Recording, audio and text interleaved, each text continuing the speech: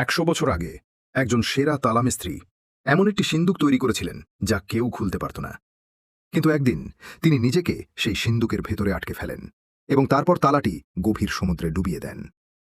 তার জীবনের একমাত্র স্বপ্ন হল একদিন কোনো এক প্রতিভাবান ব্যক্তি এটি খুলবে, কিন্তু পূর্ব নির্ধারিত ছিল যে এটি খুলতে পারবে তার জন্ম হবে 100 বছর পরে। 100 বছর পরে একটি ছেলে কোথা থেকে যেন আবির্ভূত হল। তার কাছে তালা খোলাটা একটা খেলার মতো। তার তালা খোলার দক্ষতা একটি ফোন খোলার চেয়েও সহজ। এমনকি গুরু জিংকাংয়ের ব্যাংক ভল্টও সে 3 সেকেন্ডে খুলতে পারে। কিন্তু সে তালা খোলার ভিডিওটি ইন্টারনেটে পোস্ট করে দেয়। অপ্রত্যাশিতভাবে কেউ এ ব্যাপারে কোনো খোঁজখবর নেয়নি। সেই দিন পর্যন্ত আকাশ থেকে একটি রহস্যময় ইমেল আসে। সেই ইমেলে, আমরা আপনাকে কিংবদন্তিতুল্য সিন্দুকটির অবস্থান জানাতে পারি, কিন্তু একটি শর্তে, আপনাকে ভূগর্ভস্থ তালা খোলার প্রতিযোগিতায় জিততে হবে। জ্যাকের জন্য এত বড় একটি অনুষ্ঠানে অংশগ্রহণ করা এটাই প্রথমবার। ঘটনাস্থল লোকে লোকারণ্য ছিল, খুব উত্তেজনা ছিল। সে কিছুটা ঘাবড়ে গিয়েছিল, তার হাত পা এলোমেলো হয়ে গিয়েছিল।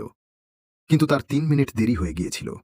তা সত্ত্বেও সে সহজেই তৃতীয় স্থান অর্জন করে এবং সফলভাবে পরবর্তী রাউন্ডে উত্তীর্ণ হয়। এখন তার আত্মবিশ্বাস ফিরে এসেছে। এবার সে পূর্ণ আত্মবিশ্বাসের সাথে দ্বিতীয় রাউন্ড শুরু করল।